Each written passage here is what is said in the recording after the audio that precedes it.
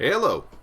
Hi, everyone. This is Sahara Drek of StormLegacy.com, and you are watching Nexus Drafthouse with my lovely co-host, Lord of Ascension.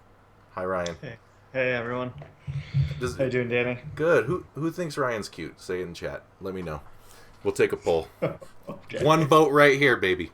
Our guest, our guest tonight is CasanovaHOTS. How's it going, man? Hey guys, how's it going? Not I'm bad. doing well. Not bad, not bad. So you've been streaming lately. Started streaming, and you play for I play for Level Up. Level Up, right? The team with McIntyre and Tiger JK. Okay. And you guys had a pretty strong showing recently at the Nexus Games. You guys have not been playing together a super long time, obviously. Yeah, the team was actually formed the night before the qualifiers. Right. And so Impressive. Nice. So no, we have not been playing together very And long. I watched the Nexus Games, and I was very impressed by you guys. Just overall, especially considering you just kind of were like, "Hey, let's play," and then you played, and then yeah, so that's pretty good. So tell us a little bit about yourself. What's your name? Where are you from? How'd you get into HOTS? So my name is Skylar Mulder. My tag is Casanova. I am from Salt Lake City, Utah, and I started HOTS actually this year with Heroes of the Dorm. Mm-hmm. So I haven't actually been playing very long. Were you on BYU or? The University of Utah. Utah, okay. Yeah, so we made top 32, I believe. Nice. I transferred over from League of Legends because our HOTS team had a lot more talent, and they asked me to come play with them. Nice. So I just had to learn the game like really fast.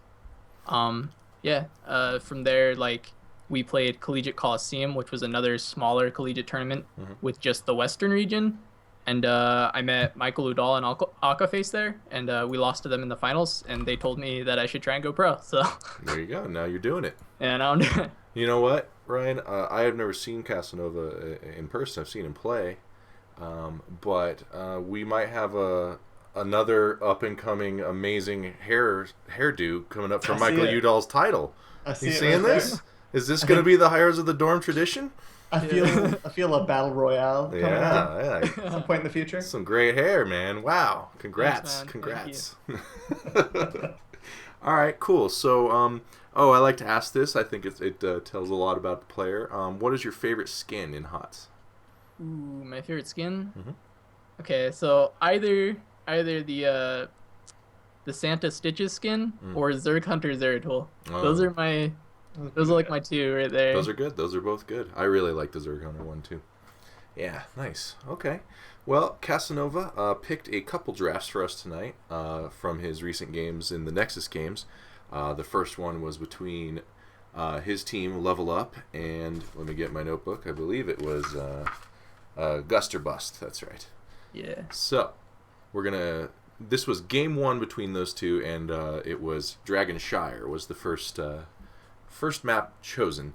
So obviously this is a really old map, one of the first maps. So I guess it's kind of figured out, quote unquote, in a lot of ways. Not that the meta doesn't shift, but what kind of things do you prioritize on this map?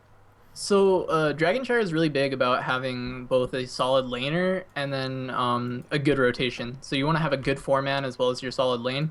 You can supplement like a weaker lane by picking globals so that you can get there. And globals in general, like regardless of if you have a better laner or not, are going to be like impactful on this map.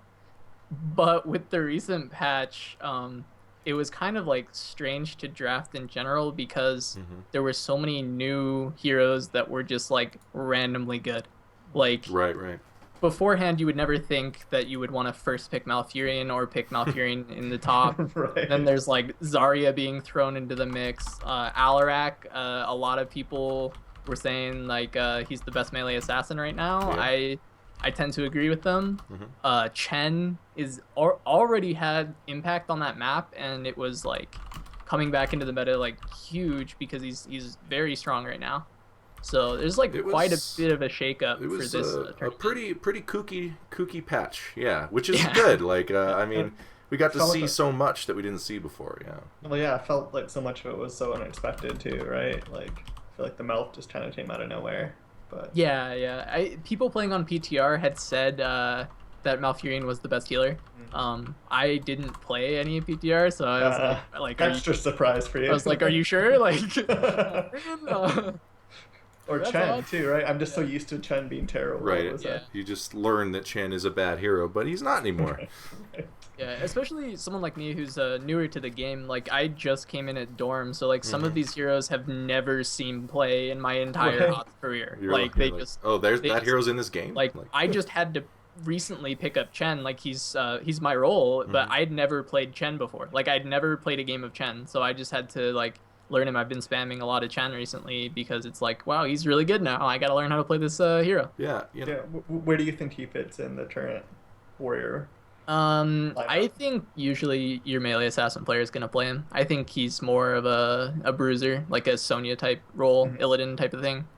yeah. I play warrior tank quite a bit too, and didn't have much Chen experience, and he's surprisingly tough to acclimate to, even though he is really good. He doesn't play like a lot of the other tanks. Like, you have to actually learn a different style almost completely with him, like maximizing your auto attacks and rotating your spells and whatnot, and spacing for sure. Yeah, I can be agree. I tough. think he's really different than any other hero that I've really played. Like, it's kind of weird just like stopping. Like, you just stop to drink like randomly. Right. And it's not random, I guess. Like, Yeah. you have to decide when it's a good time to do that. But that's such an odd concept. It's a nuanced like, skill. Yeah. It really is. All right, cool. So here on Dragonshire, I keep enunciating Dragonshire weird. Are you hearing that? I keep saying Dragonshire. Dragonshire. Don't worry about it, Ryan. Jeez. It's All right. quirky. That's why we love you. So Gust or Bust with the first ban on Dragonshire. They do ban the Alarak there. So for those of people who might be watching that are a little uninitiated, like, obviously Alarak's a very high skill floor hero and a high skill ceiling hero. He's tough to learn, right? What is it that's so good about Alarak that he would warrant a first ban? So Alarak is very strong on rotation, and unlike a similar hero to him, Kerrigan, he's extremely safe. Like, you can just pick Alarak and not have to worry about them like countering him by like picking counter initiate, because you just use the telekinesis to pull them to you. You don't have to jump in like Kerrigan has to. Right. So it's just a very safe pick. And also, when you're playing against a team like One Up, which is my team, which had 3 melee assassin players, it's you get a lot of value out of banning a melee assassin that can synergize well with other melee assassins. Right. Then that's the thing about you guys' team is you have 3 players who main melee assassins. Is that right? Yeah. So it's definitely some adjustment needed there for you guys, or at least adjustment for people playing against you. So I guess a little bit more about Alarak. What abilities, or what is it about him aside from just the rotational play that makes him so strong? I mean, to me, being not a pro, like, that silence is just awesome to play with. But what is it at this level? Oh, I mean, that silence is awful to play against. Like, if you're when you get pulled in, like, the best way to counter initiate like that, like I'll bring back the Kerrigan example. One of the best ways to play against it is to play stuff that can just turn around and blow her up in return. But with Alarak, you can't do that because you get silenced. And like, I get that Kerrigan has a stun, right? It's a similar concept, but with the pull like length and the timing it takes to get the stun, a lot of heroes can just use an ability to jump onto Kerrigan or get away and then re-engage onto her immediately after. With Alarak, you're pulled instantly into a silence and you can't like counter it with anything. You just you can auto attack him, but that's I mean, that's not going to do you much good. So you're just kind of trapped into this. And Alarak, it's not as much like him solo is the scariest thing ever. It's that you combo him with other things that makes it even more scary. Right. For instance, a big one in the recent tournaments has been the Alarak Malfurion combo. Like, you pull them into a silence into their rooted, and they're just dead at that point. A lot of times that's followed by an Emerald or a Twilight Dream.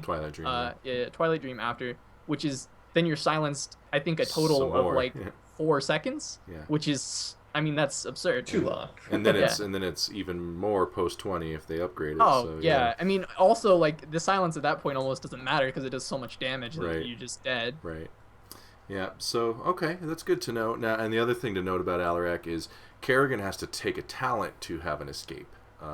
Alarak just comes with an escape on the telekinesis on himself, so that's a nice plus too. All right, cool. So, over here on your side of things, you guys go ahead and ban out the Chen. Now, this was very soon after the patch had come, and there was a lot. Obviously, the hype around Chen was warranted, but you didn't have a whole lot of time to adjust yet. None of the teams did. Would you still ban Chen here, or are you a little more used to it now? I think we're more used to it now. I think a Zarya or a Malfurion ban would be more likely, but since they banned Alarak, we want to keep Malfurion and Zarya up so that we can trade them. Right. The Chen, he gets a lot more value on this map compared to others too, so I think like the Chen ban's still warranted overall. I think one of the big things is we know like it's one of Battery's favorite heroes and whatnot. He has not shied away from saying that in the past. Right. And like we're not comfortable playing against the new Chen, and we weren't comfortable picking it for our draft either. So we were like, okay, let's just ban the Chen out, and we'll look for something else. Okay. And so Guster bust here with their first pick. They do take the new hero, Zarya, the pride of Mother Russia, and she's pretty good. She's a pretty good hero. Yeah, yeah, she's decent, you know. Yeah, the thing about Zarya I've noticed is that she's an assassin, a tank, a specialist, and a support. She's just every role, and she's good at all of them. Yeah. So I think that's pretty fair overall. Like she's excels in way too many aspects. Yeah. If you played the first Zarya on the PTR though, it's quite the turnaround. Yeah, when they adjusted those numbers a little bit. It wasn't even those big of numbers too, and it was just such a huge change. And I think a lot of HOTS players learned a lot about like tweaking balance. Like it's like just give her a little damage. It's like creates a whole domino effect of. Well, yeah. I think if they had given her one of the changes instead of upping every single aspect of the hero, it might have been okay. Like, I when I saw the change, I was like, wait, this hero is going to be broken. Like, you can't release a hero and then think, well, if we buff literally everything, she'll probably be fine. Like, you get like, I didn't understand the thought process with that one. Well, the feedback on her was so negative at first. It was like everything about her is the bottom hero in the game. You know, like classic overreactions. You know. I think like it was like almost rightfully so. Like she definitely like it's always an overreaction every time a hero is released. Everybody freaks out one way or the other. Either the hero's way too broken or the hero's terrible. There's no middle. There's rarely a middle. We've hit both, right? We've hit both with Zarya. But I do feel that she was probably the most undertuned hero that's come out since I've been playing. I do think she was bad. Yeah. She was really bad. Like the problem was you could just ignore her, and her shields weren't enough that it was like, well, you can pick her instead of Tassadar or something. Like there was really just You just kind of like ignored her existence, and it was fine. Now, not so much of an option. Yeah, no. Now she's absolutely terrifying, and I think there's like two main ways to deal with her, and that's actually why I picked the two drafts I did, because I think both of the drafts show excellent ways to deal with Zarya. Okay. So let's show those picks. You guys pick up the Malf and Kerrigan. Yeah. Okay, so I was about to ask you that. So for the people watching who are obviously running into Zarya a lot, if maybe you can't ban her or your guide in Hero League didn't ban her for whatever reason, maybe they'd rather ban Malf, which is fair.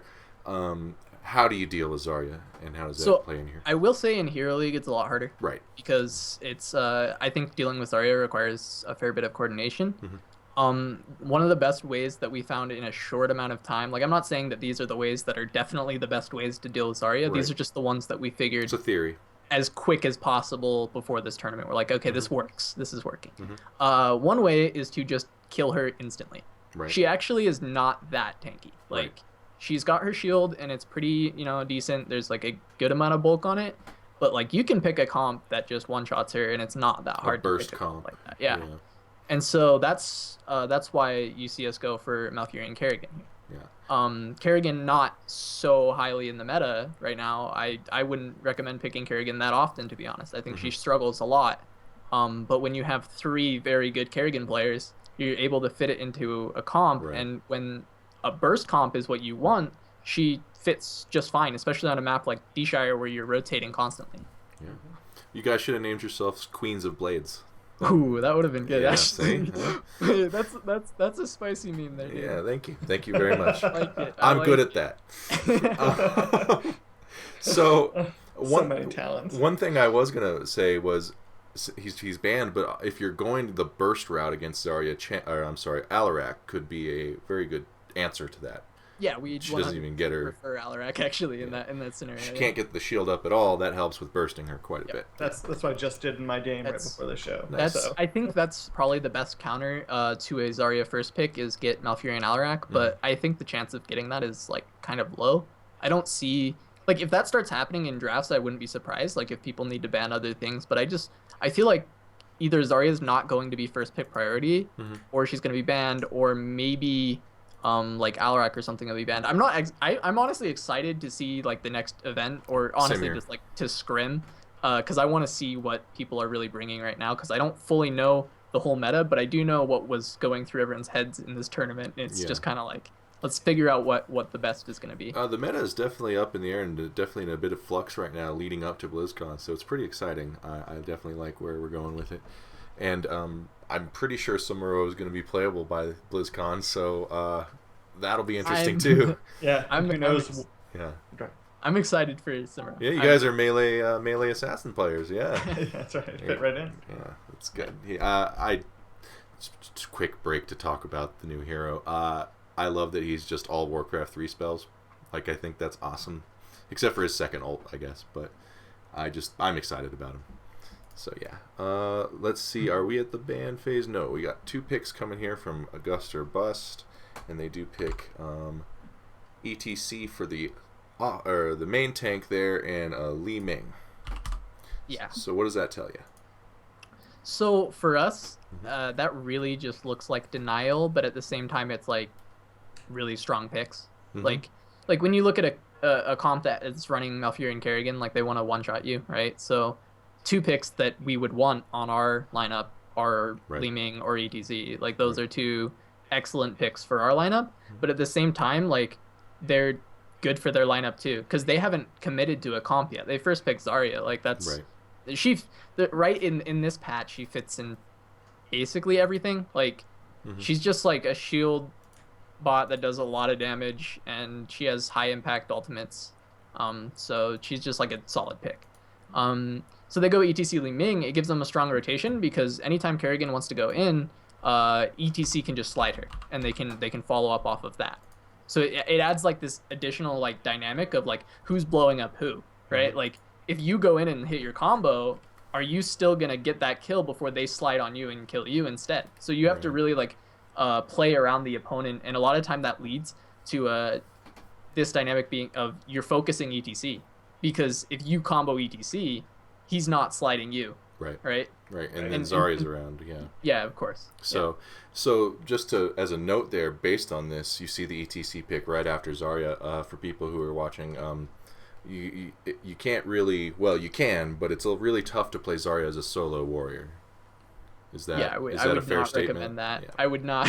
I would wager to say that she's just not a warrior. She's just not a warrior, right? Yeah, She's like 3/4 of a warrior. Yeah, I would just say you cannot solo tank Zarya because she provides. I guess not 0 CC because her ultimate, either one does provide crowd control. Right. But if you're a tank and you have like 0 crowd control, 0 way to force people to hit you, like Zarya can't force people to hit you. Right. Like people hit you because you're killing them. Right. Like because you're a damage dealer. So I honestly wouldn't classify Zarya as a warrior. I don't think that's a correct classification. Sure. Based on Blizzard's standards, I would say specialist because it's not a role. Right. She doesn't have a set role. So I would say specialist is more of a accurate role for Zarya. I think they may have just called her that because that's so her role. So that's what she does in Overwatch. You know, she is a warrior and a tank. I would completely agree with that. Yeah. So she's whatever you need her to be in this game. So yeah, for sure. Yeah. Which is cool.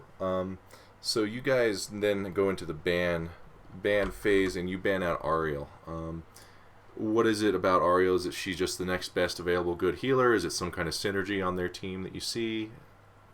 Yeah, so we didn't think, like, we weren't really scared of Zarya, Medivh, Li Ming like I guess we didn't really think that that was what they would go into, which is the normal ban when you pick Kerrigan is Medivh. Mm-hmm. So we went with the Ariel ban because not only is it like good with Li Ming, but also her ultimate is just like what we call a momentum canceller. Mm-hmm. Like when you're going aggressive with these Right. comps where you're just like going and going and going, when they ice block someone, that's immediately like you have to stop and you have to back up, Right. or else you're gonna take a lot of damage from the Aegis and then they're gonna turn on you. Yeah. And so it's like we figured that was a good ban to go into against their comp with what we wanted to do.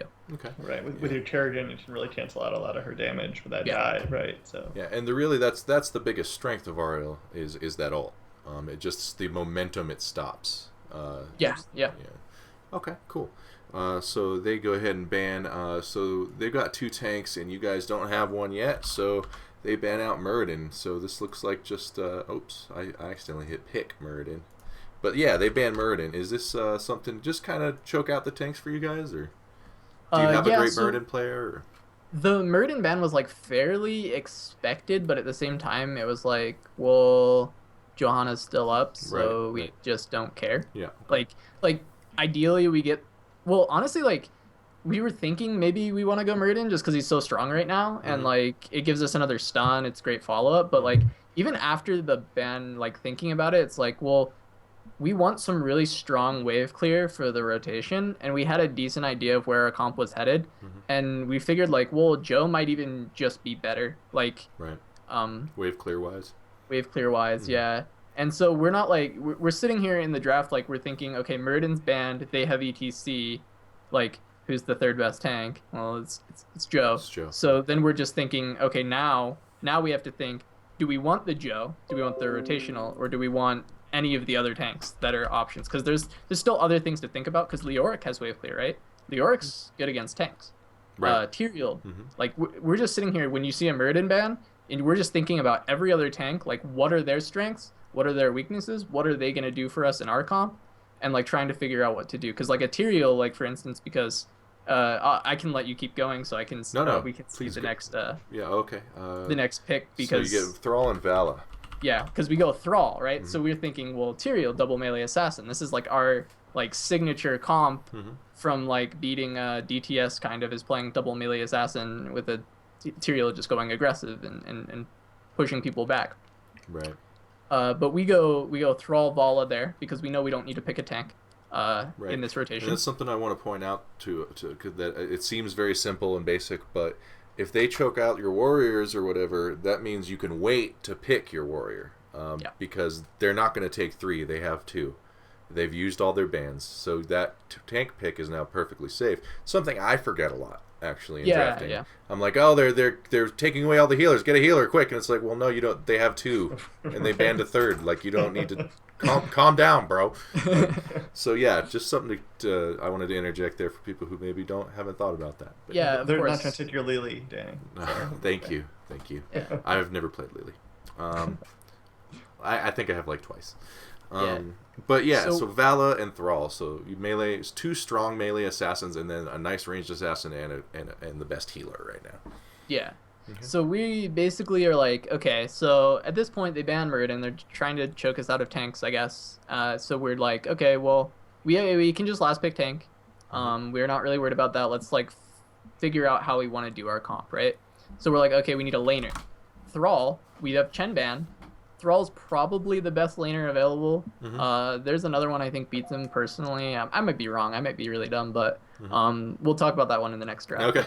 That's another one. It's kind of interesting. But Thrall's like probably the best laner available here. And we also really like the double melee setup. Like Sundering into Malfurion's ult, the Twilight Dream, into like Kerrigan comp, like you can just insta-kill enemy teams. Chaining a lot of big stuff. Yeah. And the nice thing about it is when you're like a new team, playing hard engage stuff like that is the easiest thing in the world to like pick up and play instantly. Like if your team is full of experienced players, like hard engage is fairly basic. You just trust each other and you go. Like there's not a lot of like little intuitive things you have to do. It's like you just mash your alts and hit them in the face. Right. Like it's, Right. Yeah. I mean, I'm oversimplifying it, but that's basically what you do. you are oversimplifying it, but not much. Like Yeah. And like me orc me smash, right? Right. Right. So all the people in my Hero League games, take note. It's hit your alts, but that's the important part. Hit them. Don't miss them. Yeah. You do have to hit them. That's true. It's hard, man. Yeah. And then we pick up the Vala too, and that was like we were like, wait, we got 4th pick Vala. Like this tournament, we thought Vala was like top. Yeah. Top. Like I still think she's good. Maybe not as high priority as we like went into the tournament thinking. Do you think she's the best auto attacker in the game right now? Oh, 100% the best sure? auto attacker. Yeah, for sure. I think arguably the best ranged. I think between her and Li Ming. Okay. Yeah, Li Ming brings a lot of other utility though, or a lot of other value, right? So. Yeah. She's not just hitting stuff. Yeah. I think it's really arguable which one is actually better. I could not like convincingly say that one is better than the other. I think they're very, very close. Cool. Yeah. So going into this next draft phase, though, what are you expecting them to pick up? I mean, clearly a healer, but if you had to guess, or when you guys are thinking about the draft at this point, what are you expecting to see? So after we pick up Thrall Vala, we're like, okay, so they don't want us to engage on them, right? So like we're thinking, okay, well first off, they're gonna probably pick up a laner because right now they have no one that's gonna be able to deal with this Thrall, and they currently don't have a global. So basically Thrall is just going to run over their team if they don't pick something. So we think, maybe Zagara, but we don't think Zagara is like that good into like this hard engage. Like it's okay because Maw like lets you counter engage and helps peel, so it's like pretty good. But at the same time, she's just another target for me to sunder. Right. And so we thought, maybe that's an option, but if not, they might go Brightwing or Falstad or just a global and then something else to put up there so that they can contest the Thrall. Right. Well, they do go Brightwing Zagara. So they ended up... Brightwing on Dragonshire is pretty... I mean, that's going to happen a lot of the time, especially if Ariel or someone isn't available. Brightwing makes a lot of sense on this map in general. So, yeah, and then the Zagara pick, do you think they were just looking to stop your momentum with the Maw? Yeah, so they ended up going for both, which was like it was like expected, but we didn't actually think they'd do like both because we felt it was like a little bit weak into our comp.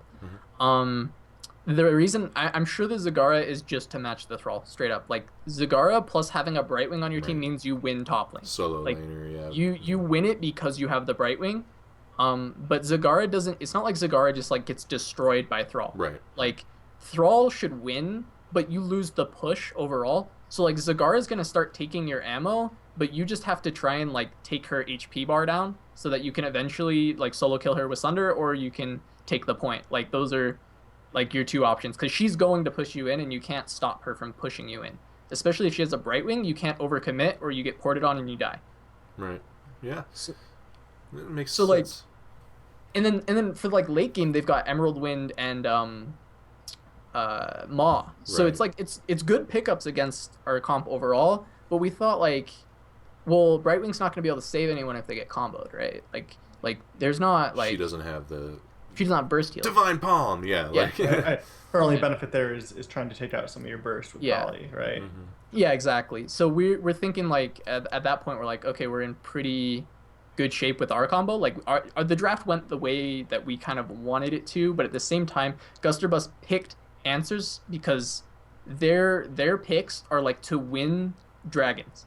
Like they're trying to win dragons and then push us. They're not trying to fight us with those picks. Right. Like 100% not trying to fight. And then once you pick up your Johanna here, which is we talked about kind of the only pick left there really. I mean you could do Diablo or something, but once you pick up your Johanna, your comp is very much about engaging as a group. Yes. And that's the whole plan. Kill them, then take the dragons. Yeah, exactly. We end up going for the Johanna. The major consideration was Johanna or Tyrael. Tyrael is like really, really good with double melee. Like it's the old Korean strategy of run double melee Tyrael, dive their backline, sanctification, kill everyone. Right. We ended up going for the Joe because we wanted to try and like win the rotation hard enough that it didn't matter that Brightwing's going to be porting top. Like, I can force Brightwing top as much as I can, and they can start winning the rotation, and they can find as many picks as they can with the Kerrigan. Right. Okay, I get you. Cool. So you guys end up, you do end up winning this game and this series, I believe, right? No, we actually lost this Lost series. the series. We won this game. Yeah. Okay. Yeah. And was this the one that knocked you out, or was it? Yeah, this this was our elimination. Okay, Yeah, okay. elimination round. Gotcha. Cool. Yeah. All right. Well, yeah. Well, what would you attribute that loss to? The overall loss just came to our lack of experience as a team. Mhm. Like, they just out-rotated us, like, in the last few games. Like, the first game, the reasons, like, we won our game, it's easier to say why we won than how we lost, because we Right. lost, like, there's so many different reasons Right. why we can attribute our losses. Like, I think the major stem of all those issues is, like, lack of practice and Right. being a new team. Right. So, now that's nothing to sneeze at, though. I mean, the fact that you took a game off of Guster, but Guster Bus is like a who's who of NA HOTS. Like, Yeah. they're all very well known, very well established players from previous teams and stuff. They're very good, and this is Astral Authority. This was Yeah.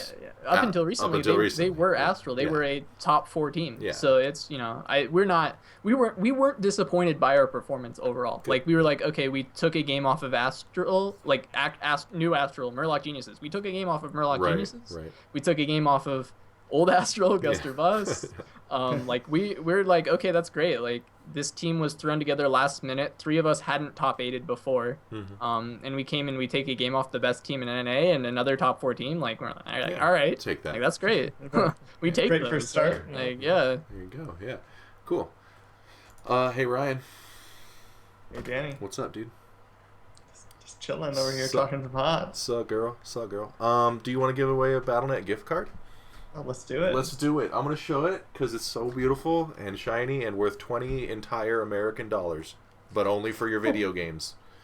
Not for food. So I'm going to start. Okay. Ryan! You're supposed to be my Ed McMahon. You're supposed to pretend I'm funny. All right. Last time you told me Vanna White, so I'm confused. Well, you can but- be both. Why can't you be Okay. both? So, guys, if you just type anything into the chat room, we have a relatively small audience tonight compared to before, some previous episodes, just because we don't have that sexy Blizz boost, but that means you have a much better chance of winning this $20 gift card because, there's not as many of you. So go ahead and type in chat. I'll give you a few seconds here. Say words. Say your favorite president on Mount Rushmore of the 4. You can participate too, Casanova. Don't be shy. Yeah, for Get in sure. there. Get in there, man. Buy a skin. Buy some new skins. Yeah. Ooh, new skins. Ooh. Ooh. In there. Ooh, buy some Mura. That's what I need. Yeah, that's right. All right, so I think everyone in the chat has now said anything according to numbers that I'm looking at. So I will hit the roll button. Your winner is Zinc Pro 45. Congratulations to Zinc Pro 45. One of these days, I'm gonna buy some of those little confetti poppers, Yeah. Oh yeah. Good call. and then I'll have to have you come over and clean them up, Danny. So, That's fine. I'll do that for you. okay. Anything for the show.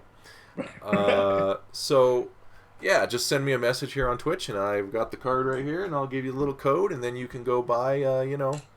What are you gonna buy? You can buy Zarya. You can buy Super good right Zarya. now. You can buy that one really weird skin on Zool with the snake head. Have fun with that. So. Snakehead Zool. Yeah. You know what you could buy here? We can buy the anti-Danny starter pack. So you can buy Lily, Ew. Sylvanas. Oh, hold up. If you cannot buy anything related to Sylvanas with this gift No. card, that's the one. No, That's the it's one rule. No. Just go wild. Casanova, I hate Sylvanas. It's well known. Danny's got a hit list, and I highly recommend all of those heroes. I'm not a fan. Where's Sylvanas? Wait. I just not a fan. Anyways, Actually, hate that hero too, Yeah. but I love Sylvanas as like a character. eh, But she's I okay. hate that hero. Yeah, I hate the hero. I hate the hero a lot. These are haters. Just Yeah, that's Right. right. I just think that passive is silly. It is. It's I just a passive that ruins Heroes of the Storm. Like, no, it doesn't. oh, It's great. yeah, they're I don't know like, if it ruins the game. but I yes, think yes. I think Hold it's on. pretty silly. I'm on my soapbox now, Ryan. Here we go. They're like, Oh, boy. hey, you know what this hero is really good against? Buildings and mercs and creep waves. You know what every map must have?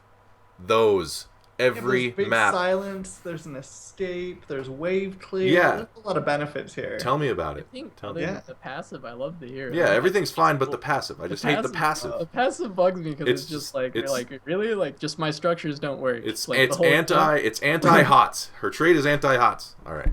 I'm No, done. It's not. She doesn't like disable the objective. Like Dude, that'd be insane. I'm see, surprised. that would be disabling hot. I'm surprised by that. Probably next patch she'll be like she can actually void prison the tribute with her trait. Hey, I'm gonna tweet at Dustin Browder right now. So just Buff Sylvanas passive. prepare It's yourself. Not, it's All not right, good. go ahead.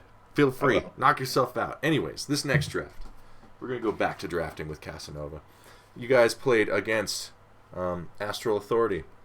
Yes. The new Astral Authority, aka The old Murloc Murloc. Geniuses, the old Murloc Geniuses, on the map, Baraxis Holdout. So this is a relatively new map, a map Great map. I Lots of fun. a map I enjoy a lot. I think it's a good map. What do you think of this map? Not your fave? Not your fave? It's better than Warhead Junction. For sure. Oh, for sure. I actually have a highlight from last night from Warhead Junction that is us medevacing to the core, throwing 3 nukes on it, and it disappears. Nice. So Yeah. that was pretty That's great. pretty cool. And that's Yeah. not like that's just what people do on that map. Like it's not Yes. it's not like this cute move. It's like how you win. Yeah. It was interesting Yeah. for sure. Like they need to fix those nukes, man. Yeah. Anyway. I don't hate Braxis. I just think like it snowballs pretty hard. Like when people say mine's 2.0, like they're kind of right. Mhm. Like it's snowbally. It's like the objective is very one-sided. It's just like getting a big golem compared to a weak golem. It's kind of the same thing with the Zerg waves. The difference is I do think the objective is actually like more fun and fair to play. I don't think like going underground was like this great idea. I think that with this like fighting over the 2 points is really good. I actually do enjoy that part of it. Yeah. But you never played too much Haunted Mines, right? Because Yeah. you only picked up the game recently. Yeah, I have Yeah, so I have like 10 games on it from when Yeah. I tried the game in alpha and didn't like the game. So Right. so this I have this like map's way better. 600 It's StarCraft. games on. Yeah. This map is definitely better from someone who's played hundreds of games on Haunted Mines. I mean, the music makes it like 1,000. to be fair, it's a very funny stat on my profile. I think I'm 1 in 11 on Haunted Mines. Nice. Ooh, Nice. wow. That's Yeah. Very good. Managed Very to good. Proud of you. Not win on that map. Yeah. Well, But yeah, I like this map. So yeah, tell us about what heroes Yeah, are good on tell this us map. about what you makes do. It, what So- are you prioritizing and this what do you map's wanna take away actually, from that? funny enough, very similar to Dragon Shark. You want to have a strong solo laner, and you want to have a good format. But it's a little different because it's 2 lanes, so it's not a rotational format you want. You want a strong pushing format that can control the point. So like on this map, you see like Medic Hammer is like this huge thing. Like Medic Hammer is insane on this map because if you get Medic Hammer and something that can protect it in the bottom lane, you just push their fort. You don't care about the point because you'll keep the point, but it just doesn't really matter. Like that, you just push the fort and then you rotate to the other side of the map and you push that fort. So like Medic Hammer is really good. Globals, again, super good on this map because like just being able to rotate between the 2 points allows you to control them much easier. And then Medivh, because you can portal over between the middle of the map so you can get to the You other. go from beacon to beacon. Yeah, and that's just insane. It's Like great. if you have a good Medivh Your whole player, team. Yeah. Yeah. The whole team. Yeah, that's true. And he's also like being able to have someone on the point like invulnerable every 5 seconds, like that's pretty decent too. It's like overall he's very, very strong on this map. Yeah, and you guys do go ahead and ban Medivh first for Yeah. those reasons. I mean, he's just great on this map. I like playing him on this map. It doesn't work out for me as often as it does for pro gamers for some reason, but I still really like it. I still really like it. Okay, and Astral Authority. Now this ban was interesting to me. I didn't quite get this. Maybe you can help us. Is it the medevac or something? They go ahead and ban the Morales. That's to deny Medic Hammer, pretty much. Like Medic Hammer. Okay. Yeah, like putting Medic Hammer, even Medic without the Sergeant Hammer as well is like a big deal because like you can just sit a Muradin or sit something else on the point and just have medics stand behind him and heal him, Oh, and they I see. can't contest you on the beacon. Right, I get it. So Okay. she just gets a lot of value on this map. Sorry, I'm scratching off this Plus, it seems like it's a lot harder for it to get caught out, right? It's not a very big map. Yeah. And then the reason that they don't ban like Zarya or Malfurion, which you would expect because they're like the best two heroes, right, is because we ban Medivh.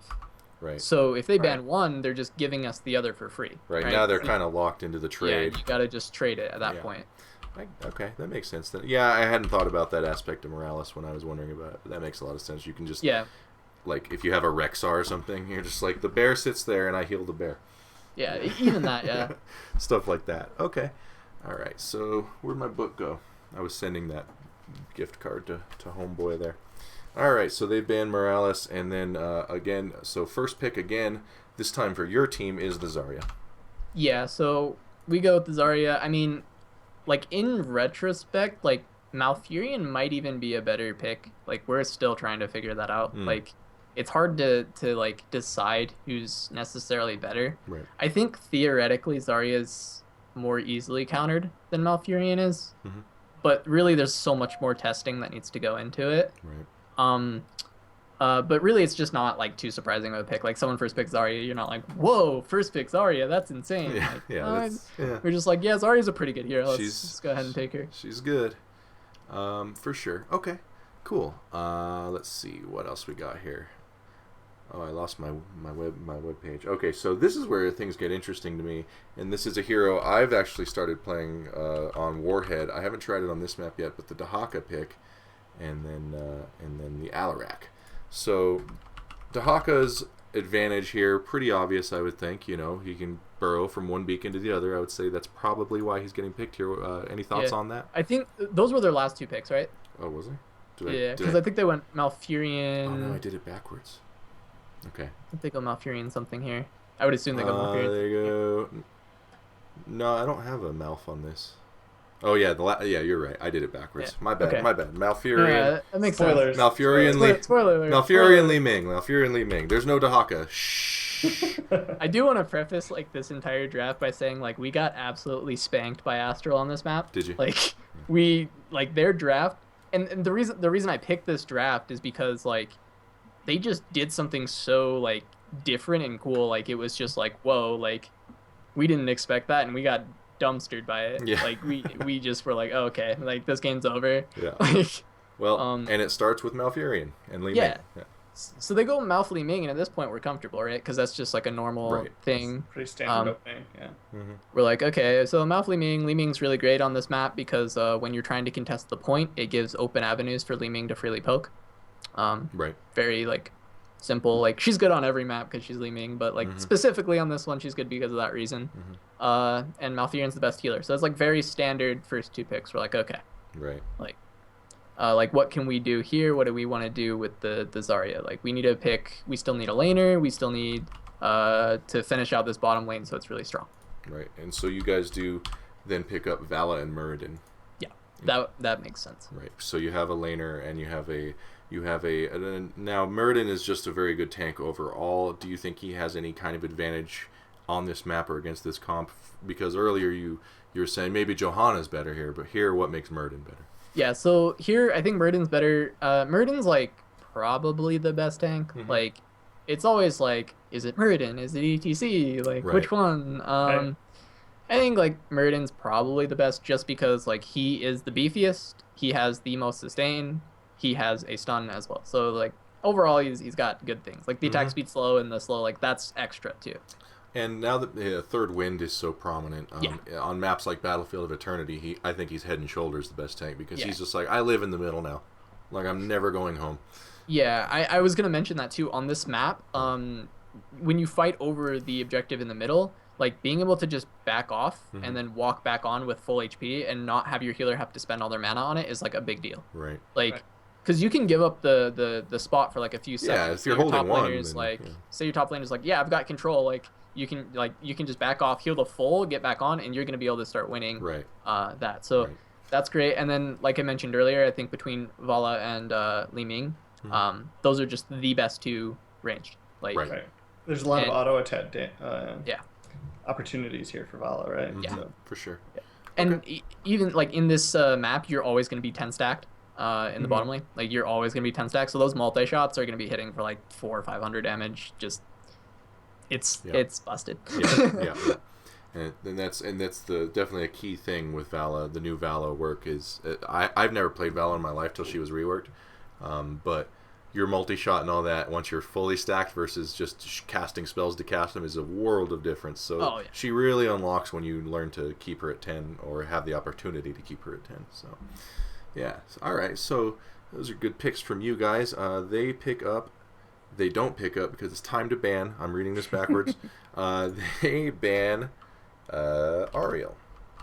Yeah. So they are they are definitely trying to deny your healers here, since you don't have one yet. You kind of have an off tank. is this all about Crystal Aegis again? Yeah, and this is where we make a really big mistake. So they ban out the Ariel, which shows like they want to look for like picks. Kind of like it's like we don't want Crystal Aegis. We don't want Crystal Aegis. Also, just like side note, like Ariel has really good synergy with Vala. I think it's like second to Lunara. And the only reason Lunara's ahead is because the poison damage is just like persistent. You're always stacking. Like Vala actually outputs probably more damage overall. She's awesome for sure. So like that's like okay, they're doing the Ariel to deny it from us. We're sitting here like, okay, well, Medic, Ariel, Malfurion off the table. There's still Brightwing. There's still Rhaegar, Uther. Like, people forget about those healers. They're still good. Like, there's not much wrong with them. I think Uther's kind of getting kicked to the curb a little more than he should. I think Uther is still quite legit. I'd agree. He definitely still has like his place in the meta, like as an enabler for these like diving assassins. Right. Yeah, so I think at that point when we see that Ariel ban, we should have banned Alarak. Alarak, right. Okay, but you guys did ban Chen. But we banned the Chen, yeah. Just kind of to maybe put them on Johanna or something, or although ETC's still available, and he's decent on this map too. Well, Chen's also good at holding a point, yes, right? Yeah, for sure. But ETC can wave clear and jump from point to point, so they're both pretty good here. The big reason on the Chen ban is we didn't play Chen. Like for this tournament, we didn't play Chen. Okay. It was like we didn't think like we could do it. Like we didn't have a Chen player. And so we were like, okay, well, if they Chen in top lane, how are we gonna win their top lane? Like we're like, there's no way we win top lane if they pick Chen, right? I mean, that's so we're like, okay, we'll ban Chen. But like really, like in hindsight, like when I'm looking at this, like their comp is just screaming like, "Hey, we're picking Alarak." Yeah. Like the Ariel ban on top of it, like it's just like, "Hey, yeah, this is an Alarak pick." Like you guys know it yourself. Like roasting down Zarya is like one of the best ways to like deal with her is just to like one shot her. Yeah. Right. And Alarak Malfurion is like the best combo for that. So. Yeah. So they do pick up the Alarak, but along with him, they pick up big boy Stitches. Now that's kind of surprising. What do you think of the Stitches pick here? What does that mean? At first we were like, why? Yeah. Like they don't have Medivh. Like where is the Stitches coming from? It made so much sense once we actually got into the game. Once it started stomping you. Because the first time that they just like pulled Meriden into a root and he died, we were like, okay, all right. So it's to pull him. So solved. We're like, okay, how do we win this game at that point? Because it's like that is the same. Like you know how I said like these two drafts is like two ways to beat Zarya. So like first way, dive on her and kill her instantly. If you don't kill her instantly, you probably lose because she's gonna kill you. Second way, never engage her. Right. Just don't. You just wait for a pick and then you push through after that. And that's what they did. And Stitches is good at that. They never fought us in the bottom lane. They just sat there, waited for a hook or a telekinesis into a root, into the other one following up after, whichever other one. And just killed whoever they. It didn't matter if it was Meriden, Zarya. It doesn't matter. Yeah. They just kill him. Now, did the Stitches go Gorge? Oh, I don't remember actually. Because that would be even more of that. I'm trying to remember if he did, because I think either is fine here. Like really, like neither is bad. Like Bile is great because it lets them kite back. Right. Or it lets them engage harder after a pick. Right. But Gorge just gives them more pick potential. Gorge lets you pull them and then put them up directly on the route way back. So yeah. I'm gonna assume Gorge because Gorge into a Malfurion route is still really good as well. I'm gonna assume Gorge, but I'd have to watch the replay back because I don't remember. It was a little bit ago. It was like a week ago or something. And it's funny to be nostalgic for HOTS, but like that was like one of the first things in HOTS that like the first combos. It was like, yeah, you gorge and you put them on the lawn. And it's like, whoa, yeah, like so that's cool that it was being played here, and with the Alarak to empower it, it's just crazy. Yeah. Okay. So last two picks for you guys does end up being Brightwing and Thrall. Yeah. And why the Brightwing pick on Braxis? So the Brightwing is like, we'll basically win top lane. We're like, we kind of like started to figure out what this comp was doing, like, but at the same time we were like, well, we'd probably still win bot lane. Like we've got Zarya Murd in there, like it should be fine. Mm-hmm. You're so wrong, but yeah. We thought we'd be fine bottom, so we're like, okay, let's just pick a Brightwing and secure the top win. Because we didn't know what they were going to do top. We figured maybe they pick a global. Or Alarak actually can win versus Thrall. It's like a skill matchup, but it's more just like Thrall don't get hit by everything and you'll probably do fine. Be fine, yeah. Which is actually harder than it sounds. It is, yeah. I mean that it's not easy, but it's you can like be tricky like, with that telekinesis, man. Yeah, it's like just dodge things and you'll be okay. Mm-hmm. So there's we a were lot to dodge there, though. I mean, we were thinking it's Alarak top. Like we're just sitting there, like, okay, it's Alarak top. Like let's do the Thrall. Let's take the skill matchup because they're like, okay, like I can beat him. Like I can do it, right? Mm-hmm. I've been playing the solo lane like all tournament, and they're like, yeah, you got it. Right. And so we picked the Brightwing to secure the win, because it's also good in bottom lane. We have good sustain. We have Zarya to shield, and we have Muradin, who can always just back off and use third win. So it's the same philosophy as on Dragonshire with Brightwing and Thrall, or Brightwing and Zag. Same philosophy with the Brightwing is just to try and win the points.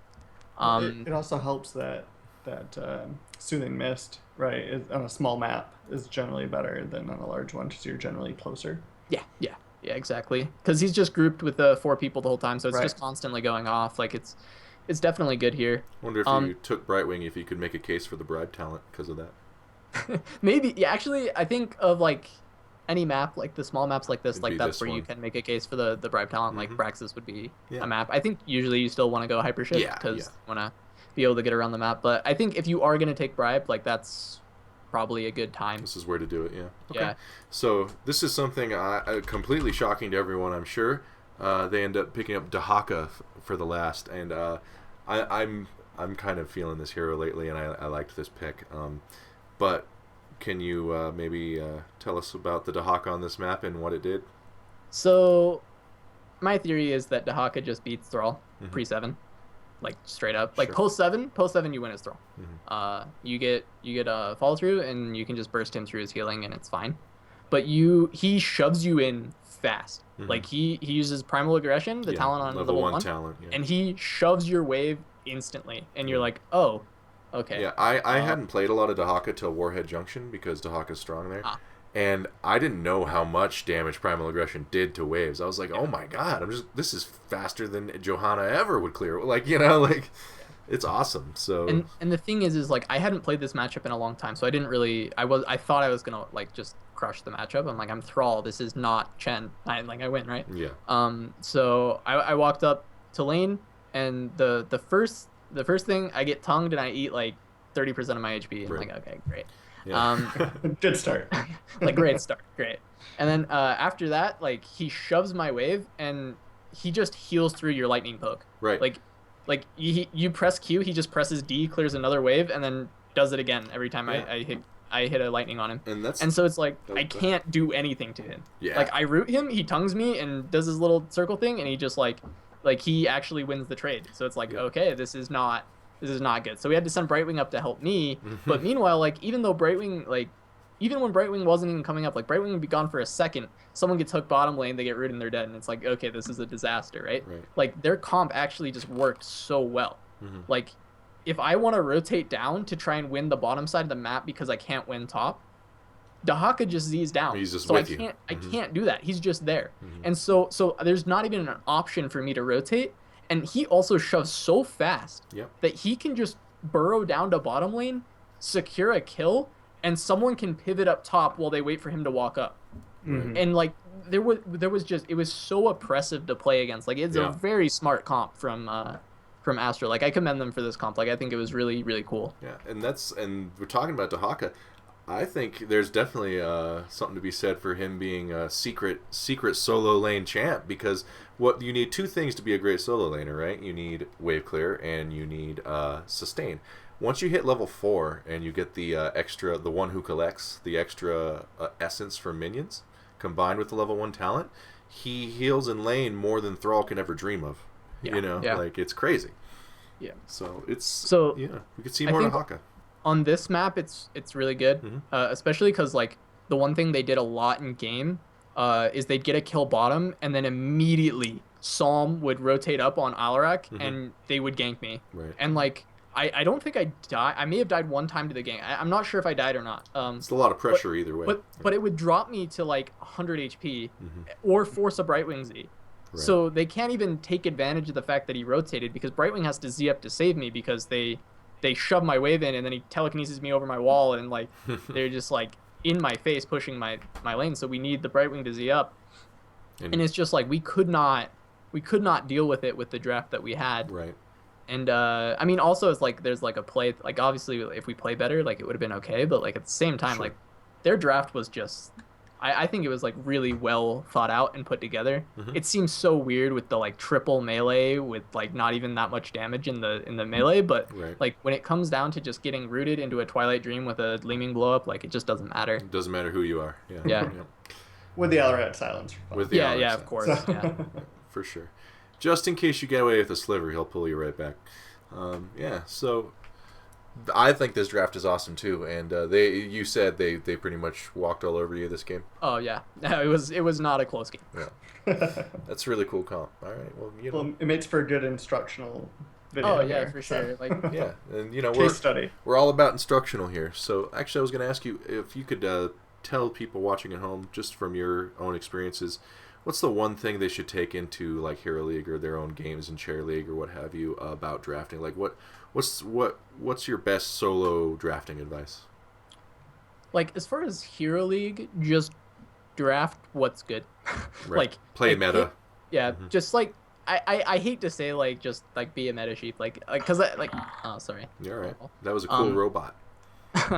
Like because obviously I want like people should have fun and play what they like to play, but like if you want to climb in Hero League, just play what's good and like don't just randomly pick up what's good, like practice what's good and then play what's good. Like try and be good at the heroes that are good at the time. You can easily like find out what the meta is going to look like just by watching any tournament. Like you're going to see like, okay, these are the heroes that are being picked almost every game. Like that's probably who's good. Find out per map.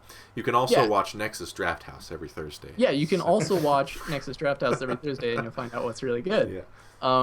And then as far as like Chair League and that kind of stuff, like just make sure like the first thing you do when you're learning how to draft, pick your draft before you look at their draft. Like it's good to counter comp, it's good to do all that other stuff, but when it comes down to it, if your comp doesn't make sense, if your composition of heroes don't work well together, your draft is going to lose regardless of if it's good against the other draft or not. You need your draft to first be good itself without the other draft even being there before it can actually be a counter comp as well. Building your team is higher priority than countering their team. Yeah. Okay. Okay. Yeah, that's pretty universal. All our guests say something along those lines, and it's very true. Cool. Well, is there anyone you? Tell us about what's coming up next for Level Up. What do you guys next Nexus games? What else going on? So we're gonna be looking at the HGC qualifiers. That's like the league that they're coming out with. Yep.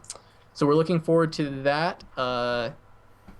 We may have roster changes, seeing as how we were a 3 melee team. Right. But nothing announced yet, so I'm not gonna go ahead and say anything. But okay. It's looking good though. Our roster looks really solid. I'm excited. Like we showed up to this event and had a pretty good showing. Like I don't know, people will say like, oh, this team got destroyed. It's like, well, I mean, we got destroyed by the #1 team in NA, and even then we took a game. Like I was impressed by your team for sure. If you look at any other game, if a team just randomly like walked into NA and took a game off of TSM, people would be like, freak. Yeah. What? You know, they'd like, freak out. Yeah. Yeah. So I'm not expecting people to freak out. I'm just saying like I'm really impressed with what we've been able to do just starting out, and I'm super excited for the future with Level Up. Awesome. Awesome, man. Well, Great. Thanks for coming on the Looking show. forward to watching it. Yeah. Yeah, you did Yeah, great. thank you guys for having me. You guys can follow CasanovaHOTS at CasanovaHOTS. He is the up and coming best hair NA. So get on the bus early. Heard it here first. That's right. That's right. So yeah, cool, man. Thanks for coming on again, and Yeah. we'll talk to you soon. All right, for sure. All right. See ya. See ya. Hey, I canceled it. Let's play some